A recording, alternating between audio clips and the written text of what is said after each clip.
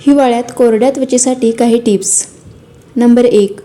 हिवाळ्यात अंघोळीसाठी जास्त गरम पाण्याचा वापर करू नका. तर थंड व गरम पाणी एकत्र करून पाण्याचं तापमान आपण कोमट ठेवू शकतो. नंबर 2. आठवड्यातून 2दा चेहरा नैसर्गिक स्क्रबने एक्सफोलिएट केल्यामुळे चेहऱ्यावरील डेड स्किन निघून जाईल. नंबर 3. अंघोळीच्या आधी मोहरीच्या तेलाने मालिश केल्यास त्वचेवर कोरडेपणा किंवा रुक्षपणाची समस्या होत नाही. नंबर 4. थंडीमुळे ओठ जास्त कोरडे झाले असतील तर ओठांवर साखर आणि मध एकत्र करून हलकं स्क्रब करा आणि धुतल्यानंतर ओठांवर दुधाची साय लावू शकतो. त्यामुळे ओठ मुलायम होतील.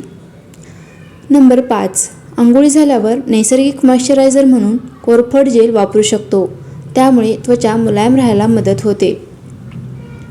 नंबर 6. नारळाचं दूध त्वचेत खोलवर मुरतं व त्वचेला पोषण देतं. त्यामुळे नारळाच्या दुधाचाही मॉइश्चरायझर म्हणून आपण वापरू शकतो. नंबर 7.